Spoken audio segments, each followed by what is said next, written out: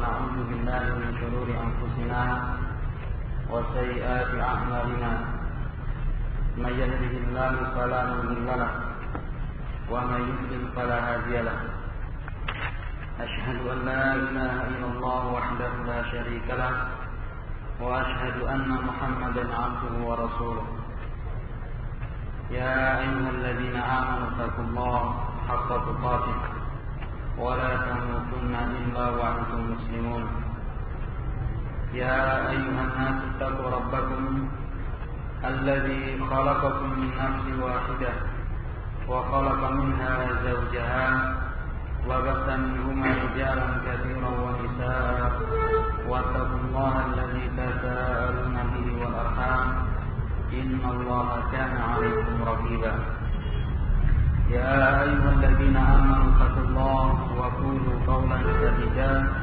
يغفر لكم أعمالكم ويغفر لكم ذنوبكم ومن يطع الله ورسوله فقد فاز فوزا عظيما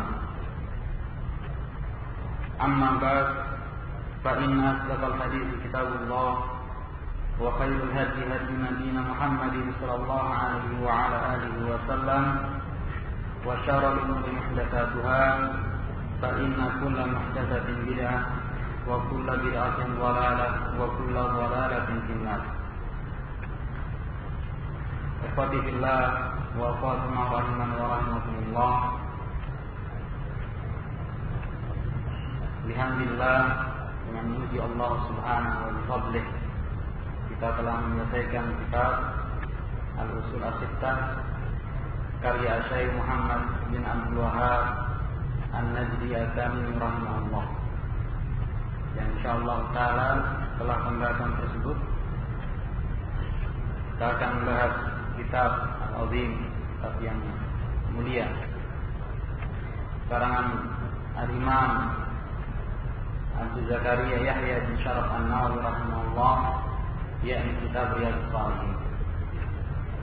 Akan tapi dalam pembahasan kitab ini insyaallah kita akan mulai dari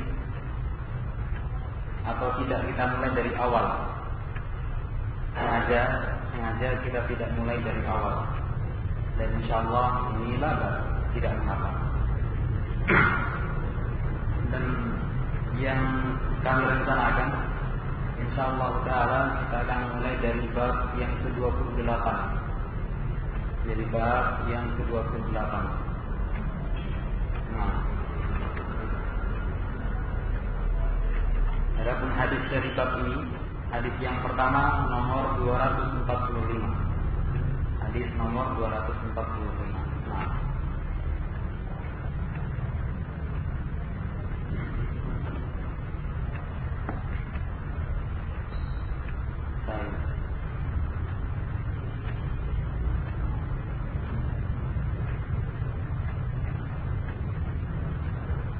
adapun mengapa yang dipilih kitab ini? Yang pertama karena sedikitnya kitab yang saya bawa masih di kampung di sana, yang saya bawa sedikit saja, di antaranya kitab ini. Dan kenapa yang dimulai dari bab yang ke-28? Nah, dikarenakan yang sama saya kitab Riyadhus Shalihin ini ada 4 jilid. Yang bab yang ke-28 ini bab yang pertama di jilid yang kedua. Sehingga saya pilih dari bab ke-28. Baik. Kenapa tidak dari awal? Misalnya bertanya, kenapa tidak dari awal? Karena kita sering memulai kitab Riyadhus Shalihin dari awal dan tidak pernah selesai. Nah, begitu sehingga saya mulai dari pertengahannya. Dan alhamdulillah Ustaz Adib hafizahullah wa ra'ah, dia juga mengajar kitab Riyadhus Shalihin di kampung Serangan. Dia mulai dari awal. Dia memulai kitab Riyadhus Shalihin dari awal dan sekarang masih di tengah pembahasan bab sabr. Nah, di kampung Serangan, selatannya Ngambilan atau masih termasuk Ngambilan barangkali. Yang sebelumnya di kampung Sorongatan. keronatan ada sesuatu di sana halangan kemudian pindah ke Sirana. Oleh karenanya saya memilih mulai dari bab 28. Paham ya? Mungkin ada yang bertanya-tanya kenapa Ustaz tidak dari awal, ada apa dengan bab yang pertama itu? Jangan barangkali. Makanya saya jelaskan. Maklum ya? Barakallahu fiikum. Qala Imam An-Nawawi rahimahullah. Bab mungkin ada yang perlu karena di luar hujan ada sesuatu barangkali tafadhol. Bab satri awratil muslimin wa nahyi an isya'atiha li ghairi daruratin. Bab menutup aibnya kaum muslimin,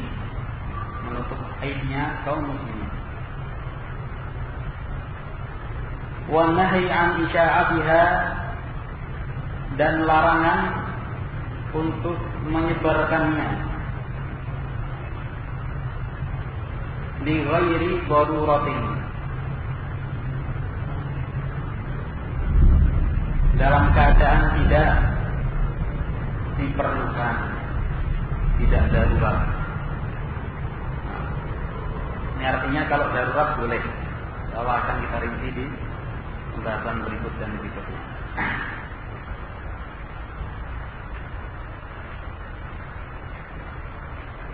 Kalau Allah Subhanahu wa taala berfirman,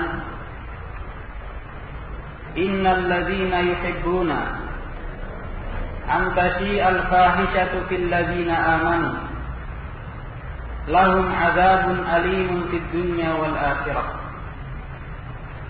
Sesungguhnya orang-orang yang menyukai, diperhatikan, orang-orang yang menyukai, jadi suka dia.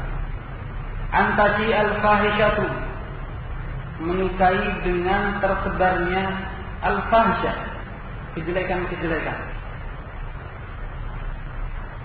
Fil ladzina amanu, di tengah orang-orang yang beriman, lahum adzabun alim, maka bagi mereka siksa yang amat pedih. Fid dunya wal akhirah, di dunia ataupun di akhirat. Surat An-Nur ayat 19.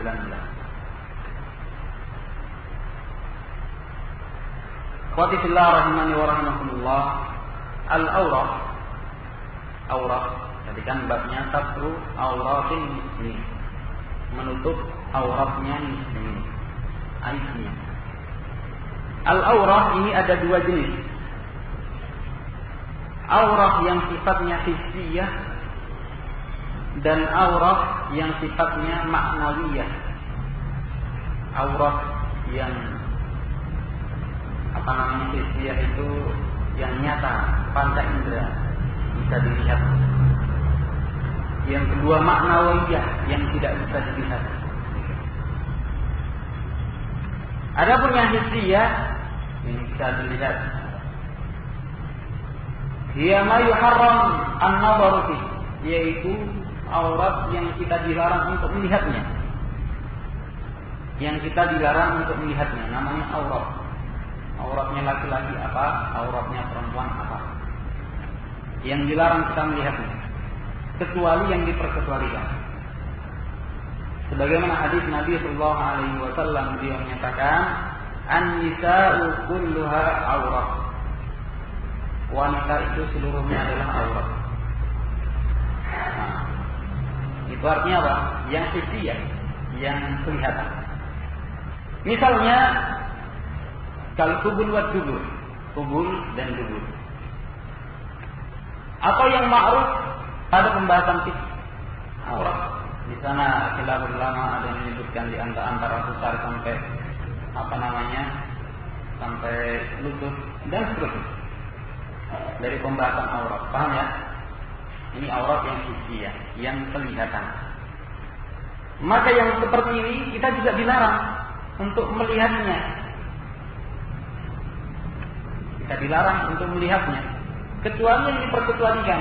Misalnya milik kita sendiri, atau barakallahu fikum milik istri kita, atau seorang istri melihat punya suaminya, atau ma malakat aymanuhum, budak-budak mereka. Ini diantara yang diperkecualikan. Maka dibolehkan melihat aurat orang tersebut selama itu yang diperbolehkan. Paham ya? Atau darurat, mungkin karena sifatnya tibiah, kedokteran, mungkin ada bedah apa, atau mungkin ada pengobatan apa, dan seterusnya, maka ini juga diperbolehkan. Adapun secara umum ini tidak boleh. Secara umum hukum agama. Wal aurat al ma'nawiyah, adapun aurat yang sifatnya maknawiyah, secara maknawi, yang dimaksud adalah al-aib wa su'al khalqi wal awil amali. Khuluqi awil amal, bisa khalqi, bisa khuluqi. Nah, dua-duanya dikategorikan oleh para ulama sebagai aib. Nah, aib atau jeleknya satu atau kurangnya, cacatnya seseorang. Bilang ini cacat belum, ada sesuatu pada. Nah, yang itu orang kalau melihat berarti awil amali, atau yang sifatnya itu perbuatan, atau yang sifatnya perbuatan, atau boleh juga dari ibadah khuluqi, yakni jeleknya akhlak, jeleknya akhlak. Ini aurat secara maknawi, aib dan yang semisalnya. Nah, sebelum kita membahas menutup auratnya kaum muslimin, menutup aibnya kaum muslimin secara fisik atau maknawi, maka perlu kita jelaskan tentang sifatnya manusia, sehingga jangan kemudian kita terbawa serba menuduh dan menuduh. Ternyata semua kita itu sebenarnya sama secara keumuman, secara tabiiyah. Nah, Allah Subhanahu wa taala menyatakan dalam surat Al-Ahzab ayat 72, Inna aradna al-amanata ala samawati wal ardi. Sesungguhnya, kata Allah Subhanahu, kami tawarkan amanah ini. Kami tawarkan amanah ini, yakni Islam, ala samawati wal ardi, kepada langit-langit dan bumi, wal jibala, dan gunung-gunung. Ditawarkan amanah, yakni apa? Li ibadatillah, agar manusia beribadah kepada Allah Subhanahu dan seterusnya. Fa'abaina ayyahmilnaha, dan mereka enggan untuk memikulnya, enggan untuk memikul amanah ini. Wa asfaqna minha, dan mereka merasa berat darinya. Wa hamalahal insan, dan akhirnya pun diambil, dipikul oleh manusia. Ternyata manusia yang lebih mampu, manusia lebih kuat dari langit-langit, bumi dan gunung. Ternyata lebih kuat itu. Innahu kana zaluman jahula. Ada yang kurang begini. Allah Subhanahu menyatakan innahu kana zaluman jahula. Sesungguhnya manusia itu amat zalim dan amat bodoh. Nah, setelah tadi kuat ternyata manusia bisa mengalahkan langit, bumi sama gunung karena mampu memikul. Ternyata sifatnya manusia itu zaluman jahula, zalim lagi jahil. Nah, ini sifat keumuman al-insan, sifat keumuman. Memang tabiiyahnya, tabiatnya. Sehingga manusia al-insan mausuf bihadzal wasfan, memiliki dua sifat ini, adl wal jahal, zalim dan jahil. Sehingga terkadang seseorang itu terjatuh pada kesalahan dengan sengaja. Salah tapi memang sengaja. Fayakun zaliman, maka ini dihukumnya apa? Zalim. Atau bisa jadi seseorang itu terjatuh pada kesalahan tapi tidak sengaja, tapi karena dia bodoh tidak tahu, karena ketidaktahuan dia, maka dia terjatuh pada apa? Kejahilan. Berarti cuma dua. Kalau salah karena sengaja zalim, salah karena tidak tahu, maka dihukumi jahil. Paham ya? Nah. Dan inilah keadaan manusia. Illa, ini baru dikecualikan. Illa kecuali orang asamahullah yang Allah Subhanahu menjaganya. Allah Subhanahu memberikan taufik kepadanya. Dengan apa? Bil ilmi, dengan ilmu. Dengan ilmu. Sehingga dia tidak terjatuh pada kekeliruan karena ketidaktahuan.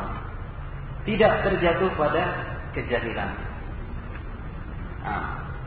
Atau mungkin barakallahu fikum orang yang Allah Subhanahu wa taala anugerahkan kepadanya taufik. Allah Subhanahu anugerahkan kepadanya keadilan dan yang pintarnya. Sehingga dia tidak terjatuh kepada kesalahan dengan sengaja. Sehingga dia menjadi orang yang zalim. Berarti di sini ada 3 jenis orang. Ada 3 jenis orang. Yang pertama, melakukan kesalahan dengan sengaja, zalim. Yang melakukan kesalahan karena tidak tahu, jahil. Dan yang ketiga, orang yang Allah jaga dari keduanya dengan sebab ilmu dan taufik. Nah, paham ya?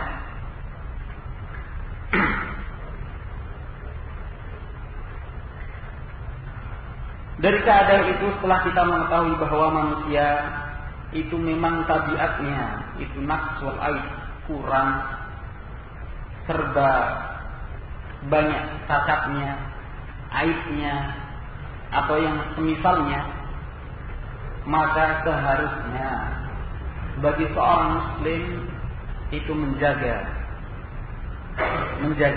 muslim yang lain. Seorang muslim menjaga muslim yang lain dengan menutup aibnya dan tidak menyebarkan kepada orang lain. Bila saja tanpa ada kebutuhan sedikit pun. Karena ini sebetulnya sama saja dengan mencela diri sendiri. Sama saja dengan mencela diri sendiri. Misalnya ada seorang yang terjatuh pada kezaliman, ini dengan sengaja, salah dengan sengaja. Misalnya seseorang jualan, wa yakun wish fi amal, dan dia melakukan penipuan pada perbuatannya. Orang jualan jeruk, kelihatannya dari atas bagus, ternyata yang busuk itu ditutup di bagian bawah. Nah, atau mungkin orang jualan jeruk yang dipamerkan, yang dipajang yang bagus-bagus, giliran nimbang diambilkan yang tidak bagus. Kelihatannya mengambilkan tangan kanan menimbang, tangan kiri melipir-melipir, naruh yang jelek dengan sengaja. Nah, ini akhirnya muslim, saudara yang muslim terjatuh pada apa? Kezaliman. Maka hendaknya yang kita kerjakan apa? Ansahu, nasihatkan. Tidak kemudian langsung pulang tuh kalau jual jeruk gini, kasihan nanti tidak laku. Nah, kenapa? Karena belum ditempuh. Sebab yang pertama yaitu nasihat, ansahu. Barangkali kali yang kedua datang beli jeruk lagi. Pak, kemarin kok saya beli jeruk dapatnya yang jelek-jelek ya. Padahal saya lihat itu jeruknya bagus. Setelah sampai rumah saya buka kok jelek-jelek ya. Barangkali mungkin saudaranya kemudian, iya, saya ini jualan kok ya tidak begini dan begitu. Paling dia menjawab dengan senyum. Mudah-mudahan dengan sebab itu lain kali ketika dia menjual dengan cara yang baik.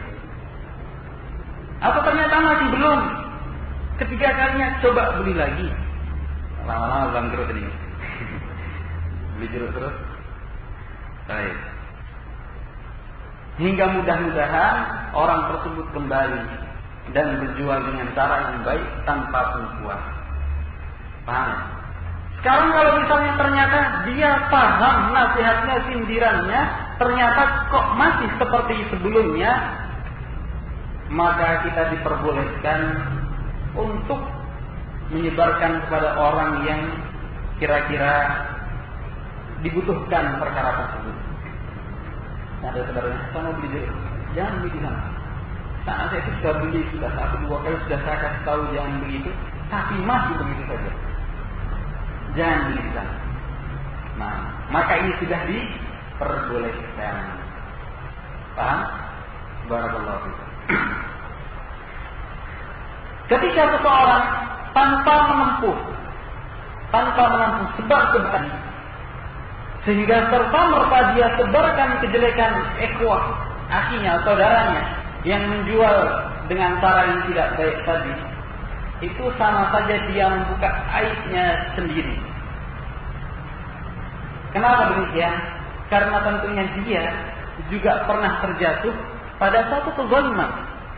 Tidak mungkin tidak. Mungkin dalam bentuk yang lain, bukan jual beli, barangkali hutang piutang, pinjaman, atau barangkali muamalah antara dia dengan tetangganya, atau yang semisalnya yang terkandung di dalamnya satu kezaliman. Nah, ini pasti terjadi seorang hamba itu, tidak mungkin tidak, karena sifatnya manusia ini. Apakah dia suka perbuatan dia dulu melakukan kezaliman, entah itu dalam hutang piutangnya, pinjaman-pinjamannya, muamalah dengan tetangganya, atau seterusnya.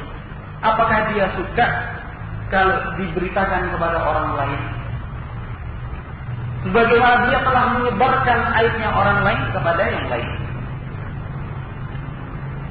Anggap saja kalau misalnya saya itu jadi dia, tapi hanya saja permasalahannya berbeda. Kira-kira saya itu bagaimana? Kira-kira perasaan kita dengan orang yang menyebarkan ini bagaimana? Pasti benci sekali. Kurang ajar pulang. Belum nanya saya dia sudah begini begitu. Kan begitu. Paham ya? Karena sifatnya manusia yang demikian, maka kita dilarang dengan secara mutlak. Secara mutlak artinya dari semua keadaan, pokoknya sak karpe menyebarkan aibnya kaum muslimin.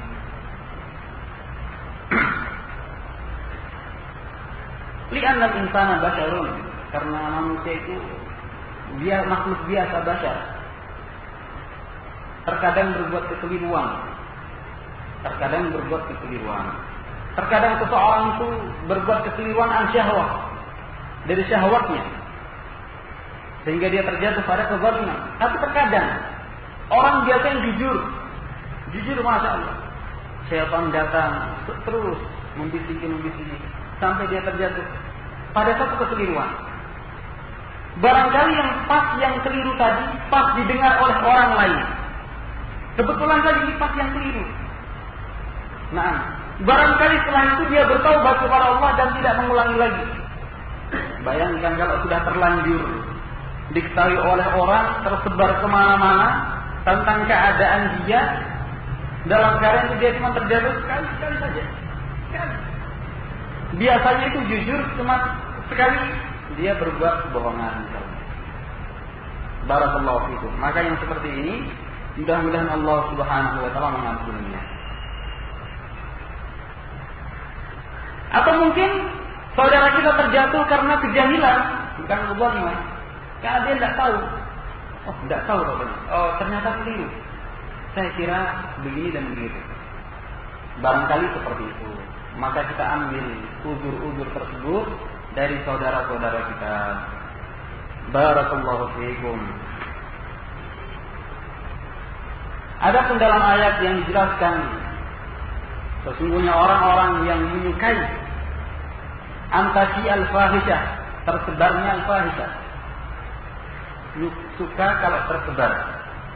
Ini sudah dapat ancaman dari Allah Subhanahu, lahum azabun alimun fid dunya wal akhirah. Mereka dapat siksa yang amat pedih di dunia dan akhirat. Terlebih lagi orang yang memang menyebarkannya. Kalau suka kan belum tentu dia yang menyebarkan. Misalnya Sekarang beredar majalah-majalah yang fiha misal khaliyah, wanita-wanita yang pakaiannya belum jadi, misalnya pakaian-pakaian yang belum jadi, ya senang deh. Nah, suka, bagus ini, prospek ini, jualan majalah. Nah, ini disukai anak muda barangkali. Maka ini sudah mendapatkan ancaman dari Allah Subhanahu wa taala. Paham ya? Terlebih lagi orang yang menyebarkannya, yang mencetaknya, yang menerbitkannya, dan seterusnya. Terlebih lagi. Nah, dosanya jauh lebih besar. Atau mungkin melalui sinema, film, sinetron, televisi, atau iklan, atau mungkin reklame di pinggir jalan, dan seterusnya. Dari media-media yang menyebarkan kejelekan di tengah-tengah kaum muslimin. Kemudian suka, wah bagus, gambarnya bagus, fotografernya masya Allah bisa merancang demikian bagusnya. Ini sudah mendapatkan ancaman dari Allah Subhanahu wa taala. Terlebih lagi yang mengerjakannya. Sekarang ada film bagus baru muncul, judulnya ini dan itu. Di dalamnya isinya apa? Isinya begitu-begitu. Nah, kejelekan isinya yang akan menurut mereka baik, tapi sebetulnya tidak baik. Yang penting kan sudah lulus sensor, sudah boleh. La haula wala quwwata illa billah. Maka orang yang suka seperti ini sudah dihukumi oleh Allah Subhanahu mendapatkan ancaman siksa yang amat pedih. Na'udzubillah min dzalik. Adapun tersebarnya fahisyah, kejelekan di tengah-tengah orang-orang yang beriman, ini bisa dilihat dari dua sisi. Dua makna. Yang pertama,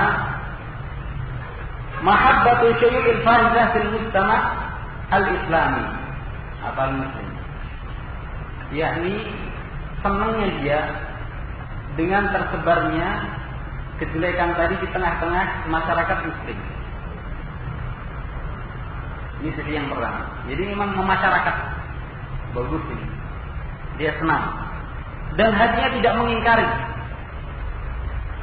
Kenapa? Karena al-amru bil ma'ruf wan nahyu 'anil munkar wujubun aw wajibun bil qalbi. Dikarenakan mengingkari yang munkar ataupun mengingkari yang munkar itu hukumnya wajib ain bil qalbi, dengan hati. Kalau dengan hati itu wajib ain hukumnya. Mengingkari kemungkaran dengan hati itu hukumnya wajib ain. Setiap orang itu wajib mengingkari, tapi dengan hatinya.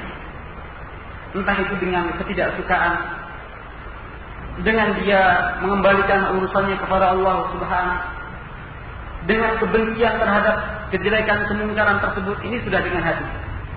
Atau berdoa, atau dengan doa, Allahumma hdihim, Allahumma musta'an. Yang itu ada dari dalam hatinya, ini wajib. Tapi kalau dengan lisan dan tangan, maka ini sesuai dengan tingkatannya masing-masing. Maka seseorang yang di dalam hatinya itu tidak mengingkari, dalam hatinya itu tidak membenci, tidak mengingkari, pokoknya fine-fine saja, misalnya, maka ini sudah tergolongkan sebagai mahabbah, suka dengan kejelekan tersebut. Paham ya? Entah itu dengan tersebarnya film-film tadi, atau majalah-majalah yang isinya perempuan yang tidak berpakaian, atau yang semisalnya, atau musisiyah. Nah, lahum adzabun alim fid dunya wal akhirah. Ini yang sisi yang pertama. Sisi yang kedua, mahabbatu an tasyi'al fahisha fi syakhsin muayyan. Sukanya seseorang dengan fahisyah yang terjadi pada seseorang tertentu. sudah individual, perorangan. Suka dia. Nah, wah itulah apa? Malam ini dia melakukan ini dan itu. Siang tadi melakukan ini dan itu. Bagus. Ya, tidak apa-apa. Jadi dia santai saja.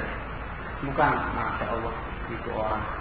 Kan lain, dalam hatinya itu ada kebencian dengan perbuatan yang dikerjakan orang tersebut. Allahu Akbar. Allahu musta'an. Ini orang sudah begini dan begitu, masih saja ada kebencian dalam hatinya, pengingkaran dari dalam hatinya.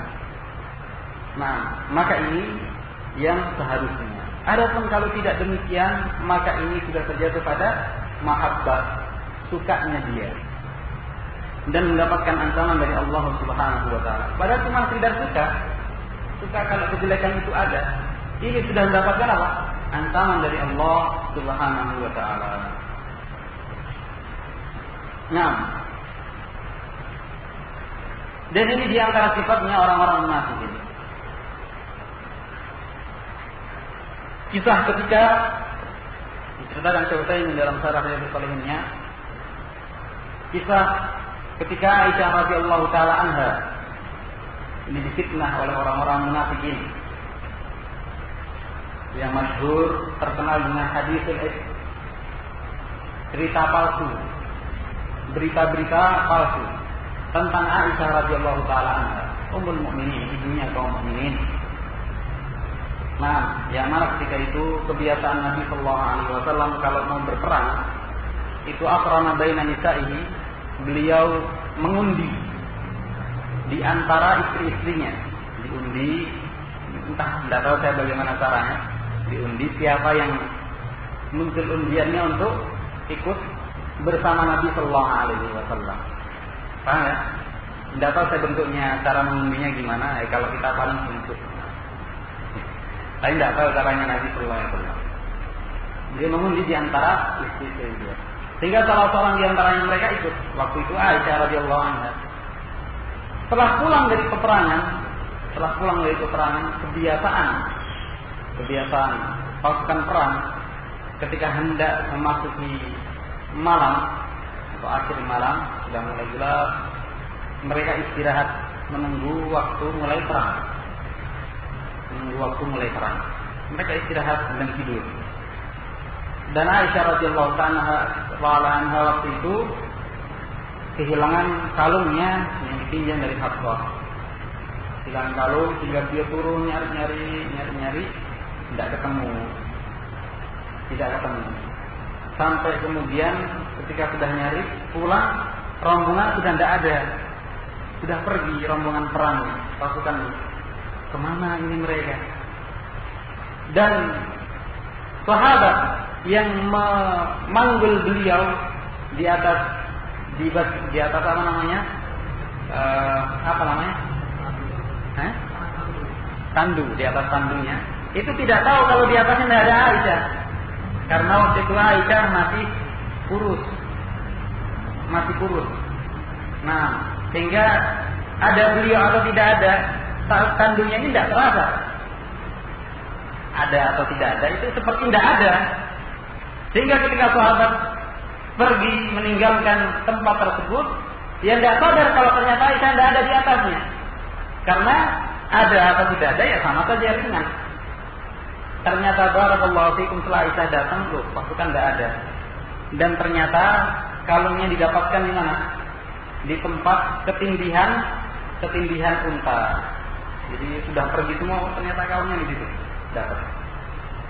Lalu Aisyah radhiyallahu taala anha waktu itu berinisiatif untuk tetap tinggal di tempat tersebut.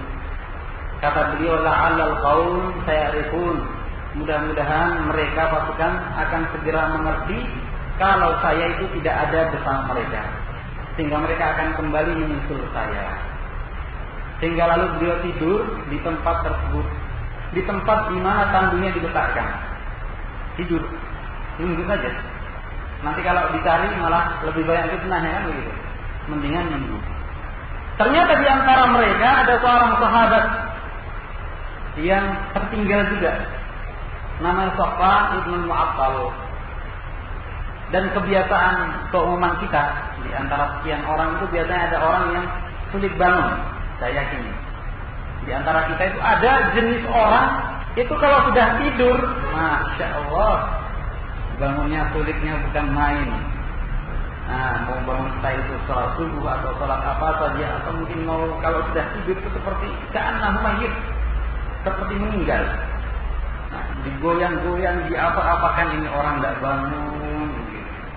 Ribut kanan kirinya, suara ketok palu, suara apa saja juga tetap tidur. Kan ada jenis orang seperti itu. Kata Syekh Al-Utsaimin rahimahullah, wa huwa, dan sahabat Utsman bin Affan termasuk orang yang jenisnya seperti itu. Radhiyallahu ta'ala anhu. Kalau tidur itu sulit bangun. Illa kecuali aiqadahullah, kecuali Allah Subhanahu yang membangunkan sendiri. Jadi Allah yang artinya mentakdirkan dia bangun. Kalau Allah sudah mentakdirkan dia bangun, baru dia bangun.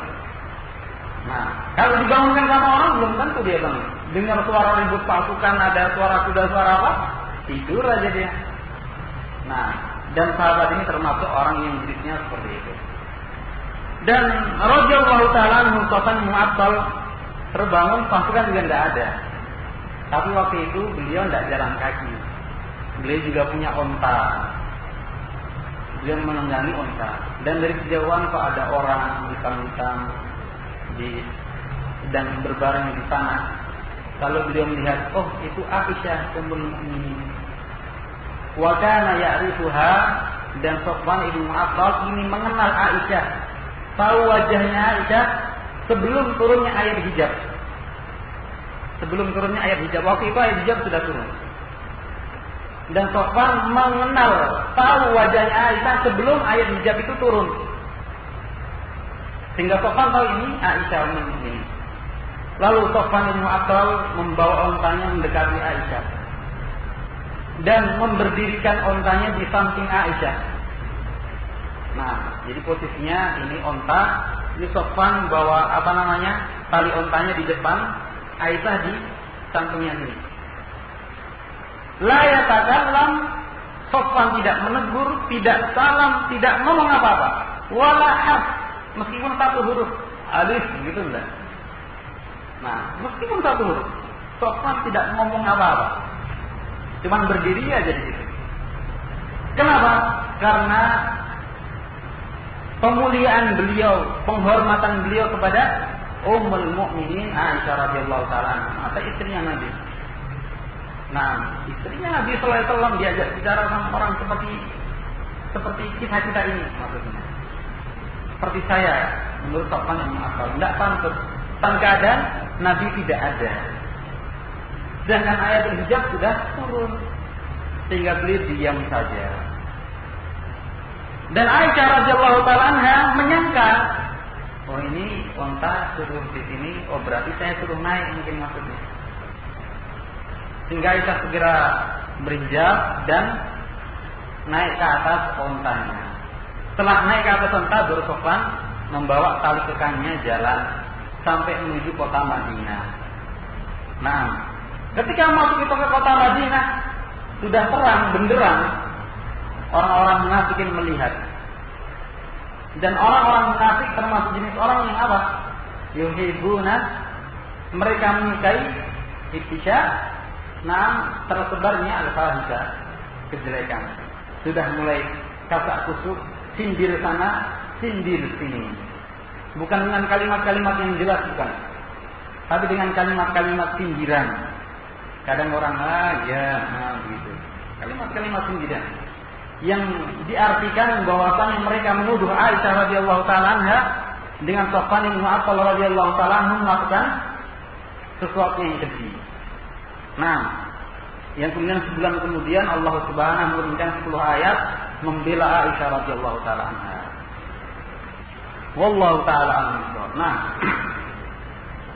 ini keadaannya orang-orang munafikin, suka dengan tersebarnya Aisyah di tengah-tengah kaum muslimin, kabar-kabar bohong, si fulan itu melakukan ini dan itu. Di sana Allah Subhanahu wa taala menyatakan berkaitan dengan orang yang menuduh al-muhsanah wal muhsanah bizina. Kata Allah Subhanahu wa taala, laula ja'u alaihi bi arba'ati syuhada, seandainya mereka tidak datang dengan, seandainya mereka atau seharusnya mereka datang dengan 4 saksi atas tuduhan zina. Fa in lam ya'tu bi syuhada, kalau tidak bisa membawa 4 orang saksi tadi, kalau tidak bisa membawa orang saksi, jadi saksinya cuma 3 atau 2 atau yang di bawah 4, fa ulaika indallahi humul kadhibun, maka mereka dihukumi di sisi Allah sebagai orang-orang yang pendusta.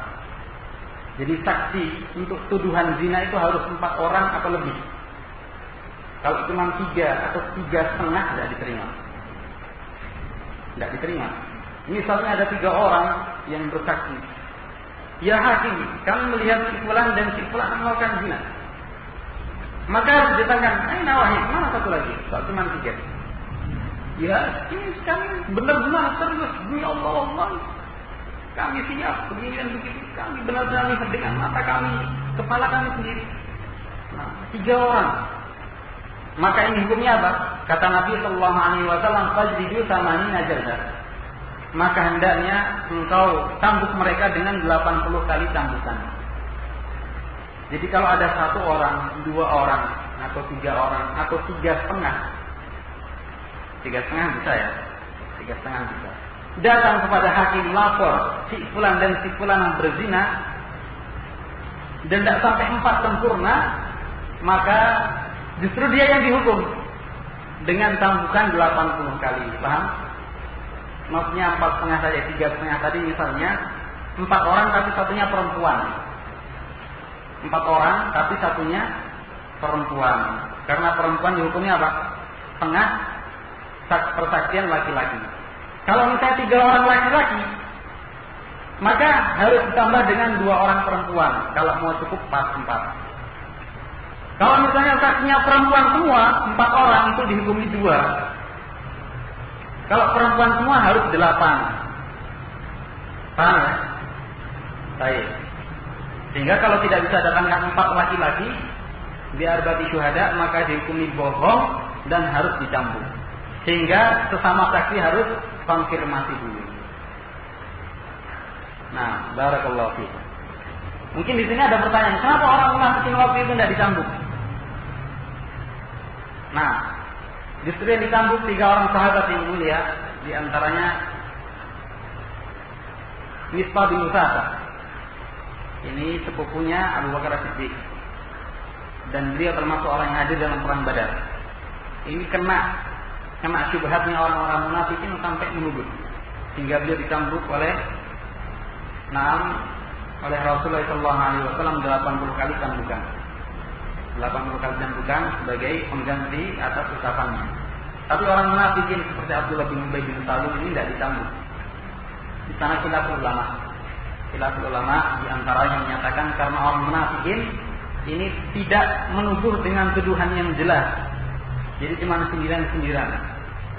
Bukan tuduhan, jadi cuma sindiran-sindiran dalam obrolan-obrolan mereka, sesama mereka, atau di tengah kaum muslimin ngobrol-ngobrol. Cuma sindiran-sindiran yang orang itu mesti juga paham. Ini maksudnya Aisyah sama Sofwan bin Mu'attal.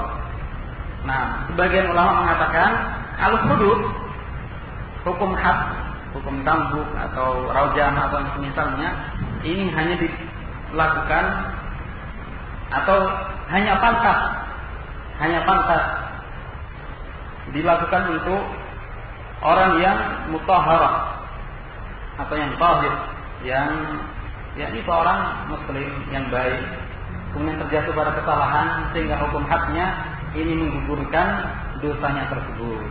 Wallahu a'lam bishawab. Yang pertama tadi akrab. Nah, sehingga mereka orang-orang munafikin tidak dicambuk oleh Nabi Sallallahu Alaihi Wasallam. Wallahu a'lam bishawab. Saya cukupkan. Subhanallah wa bihamdihi, asyhadu an la ilaha illa anta, astaghfiruka wa atubu ilaik. Wassalamualaikum warahmatullahi wabarakatuh.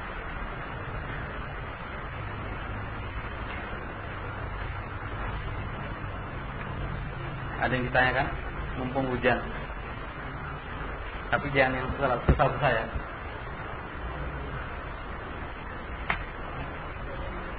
Tapi dari pelajaran tadi yang kita pelajari tadi, mungkin ada yang tanya.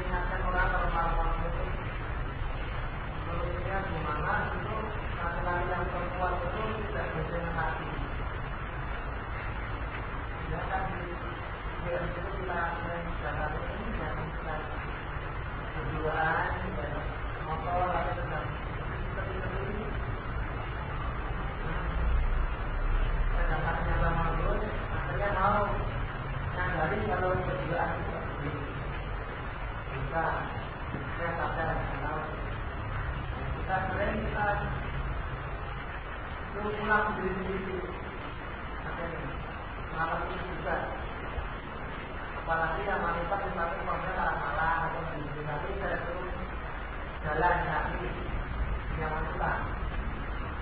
Terus ada yang antara mereka itu yang saya kalau nggak aman bukan masih kalau nah itu solusikan kalau nggak bisa level sendiri banyak ya bahasnya jalan maka jalan untuk motor ini. Kalau rumahnya di kantor, atau rumahnya di mana itu. Itu nggak ada informasi kalau sudah mau. Jadi kira-kira kalau kita tepat gimana supaya tidak berkeluar lagi. Kalau nanti bosannya nanti tidak khawatir itu tidak sampai rumah. Atau sampai rumah kamu sampai lagi. Jadi nasihat itu nada. Umpama kita itu naik motor sendiri dalam tanam motor itu solusinya gimana? Atau yang wanita depan atau laki-laki yang di belakang? Bisa saja kalau tahu itu. Yang ditanyakan apa ya? Solusinya itu tadi. Solusinya.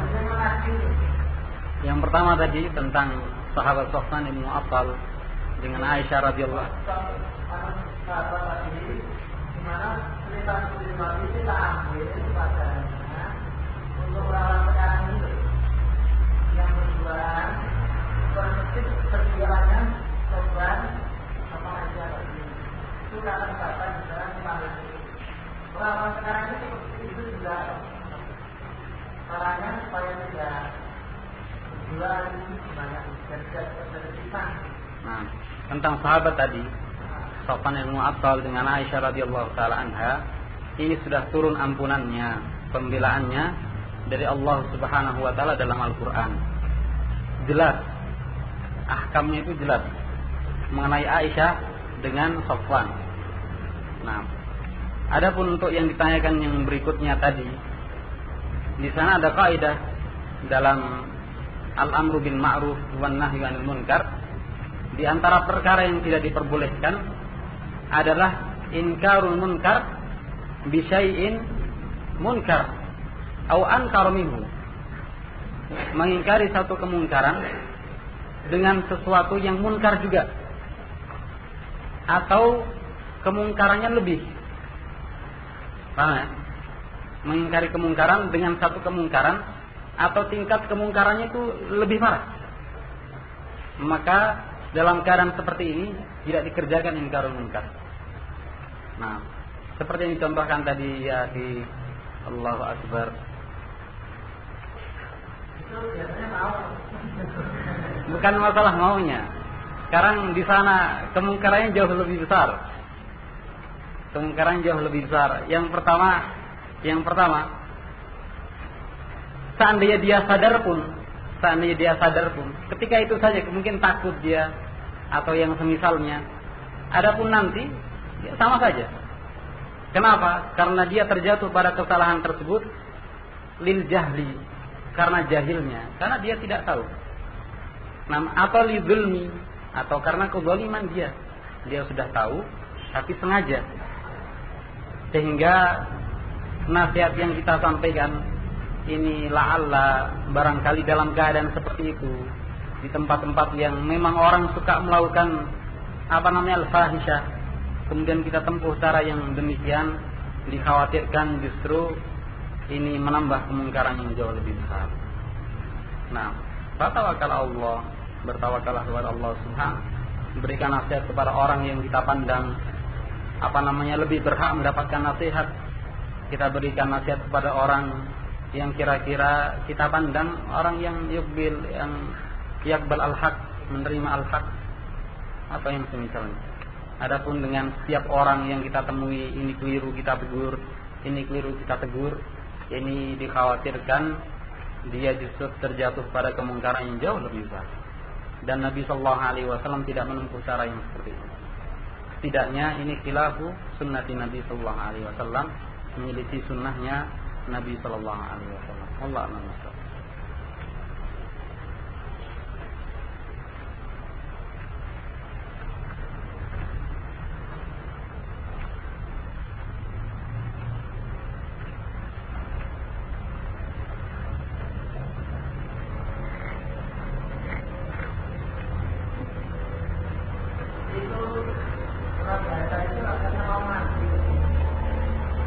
Ngaji kemana?